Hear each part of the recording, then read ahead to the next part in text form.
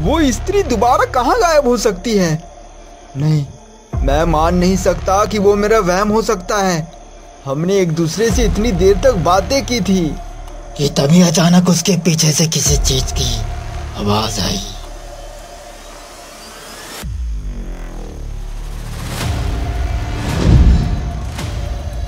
मुझसे गलती हो गई, मुझसे गलती हो गई।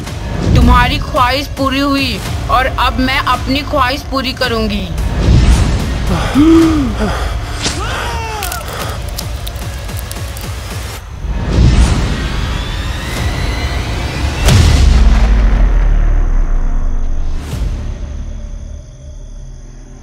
अमावस की वो काली रात, चारों तरफ एक घना कोहरा उमेर गांव के जंगल को अपने लपेटे में ओढ़े हुए थी। चारों ओर जंगली जानवरों की आवाजें उस जंगल में एक अजीब सा शोर पैदा कर रही थी।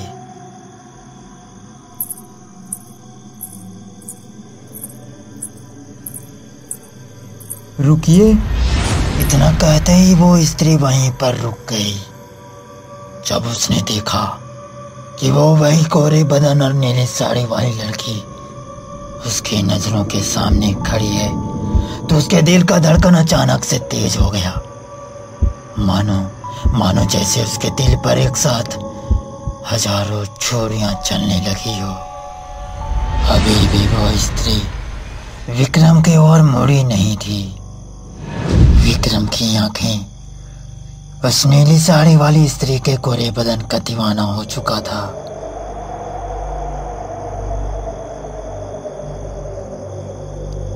जरा सुनिए, क्या आप वही हैं जब आते टाइम आप मुझे रास्ते में नजर आई थी?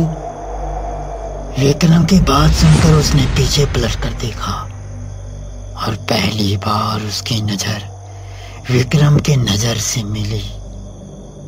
पीछे से जो लड़की उसे पागल करे जा रही थी, सामने से वो और भी भला के खूबसूरत लग रही थी। जी, मैं वही हूँ, उसने मुस्कुराते हुए कहा। उस स्त्री के बोलने का अंदाज विक्रम के अंदर और हिम्मत पैदा कर दी। कितनी ताज्जुब की बात है, इतनी सुनसान इस काली अंधेरी रात में आपको देखना केवल मेरे ही नसीब में था लगता है। ये देखकर आपको डर नहीं लगा कहीं में कोई बला हुई तो? सच कहूँ तो आप एक खूबसूरत बला ही नजर आ रही हो।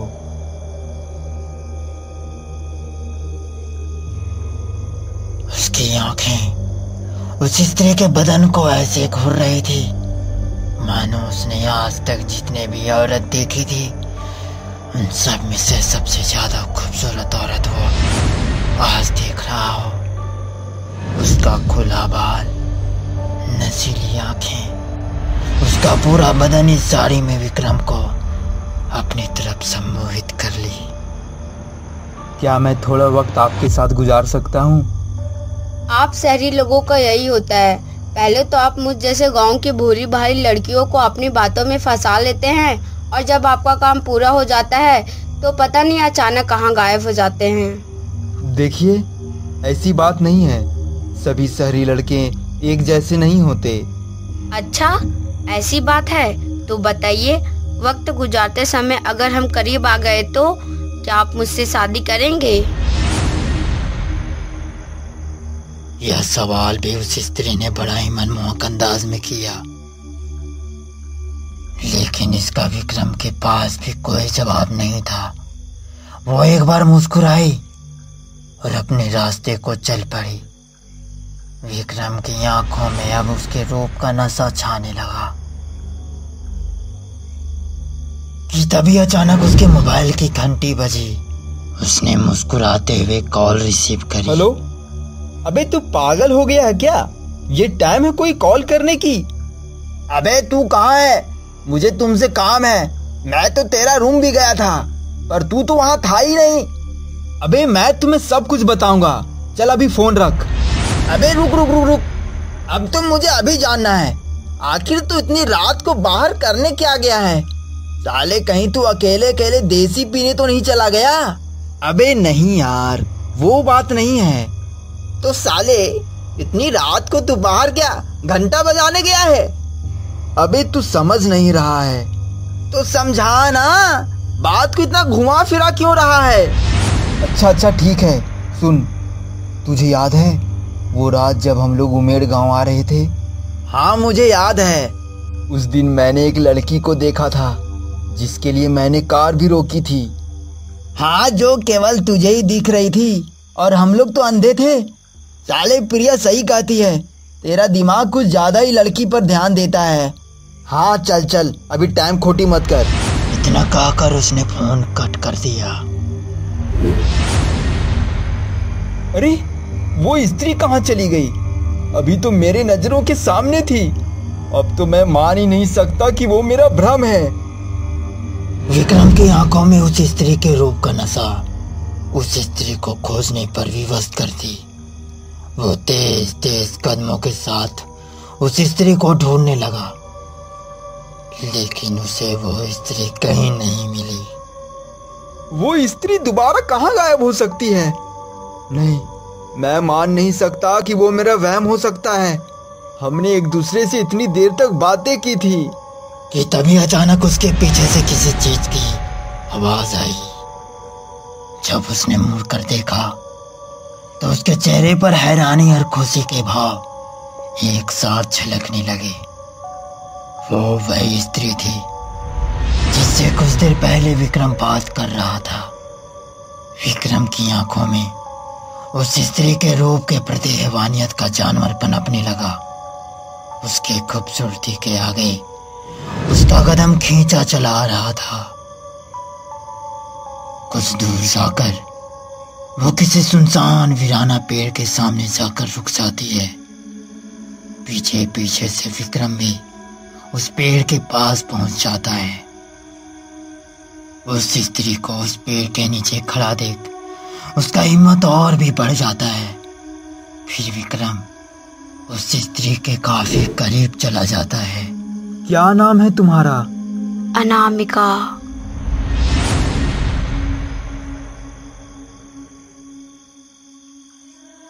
अब वो दोनों ही एक दूसरे की आंखों में पूरी तरह से खो गए और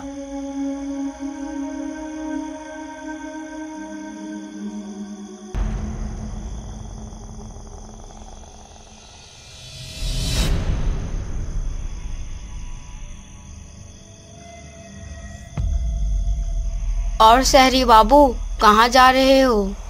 कि वो अनामिका खड़ा होकर उसके गालों पर अपना हाथ फेरने लगी। तो कहो शहरी बाबू, क्या मुझसे शादी करोगे? इस बात को सुनकर विक्रम घबरा गया। ये तुम क्या बोल रही हो? हम दोनों के बीच जो कुछ भी हुआ उसमें तुम्हारी भी मर्जी थी, और ये शादी वाली बात कहाँ से आ गई? इन बातों को सुनकर अनामिका के हाव भाव बदलने लगे। उसकी आंखें खून के अंगारों के जैसा लाल हो गई, जिसे देखकर विक्रम के रोंगटे खड़े हो गए। तुम मेरे पीछे आए, मेरे साथ वक्त गुजारा क्योंकि मैं तुम्हें अच्छी लगी, तो फिर शादी करने में क्या परेशानी है? इस खौफनाक मंजर को देखकर डर के मारे उसका पूरा शरीर ठंडा पड़ गया। वो पिछले कदम से वहां से भागना चाहा, मगर वो वहीं गिर गया। वो स्त्री अनामिका उसके छाती पर आकर बैठ गई। मुझसे गलती हो गई, मुझसे गलती हो गई।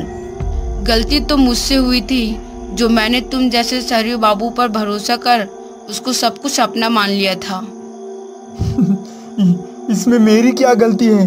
तुम मुझे यहाँ क्यों लाई हो? तुम्हें मैं यहाँ नहीं, बल्कि तुम्हारी आंखों की हवस यहाँ तुम्हें खींच लाई है। तेरी गलती बस इतनी है कि तुम्हारी सोच भी उसकी जैसी है। तुम्हारी ख्वाहिश पूरी हुई और अब मैं अपनी ख्वाहिश पूरी करूंगी। इतना कहकर अपने तेज पंजों से एक ही झटके में उसका कलेजा बाहर निकाल दिया और किसी जंगली भेड़िए की तरह उसके कलेजे को खाने लगी। अगर आपको हमारी कहानी अच्छी लग रही हो तो चैनल को सब्सक्राइब करें और ऐसे ही और वीडियो देखने के लिए चैनल पर बने रहें।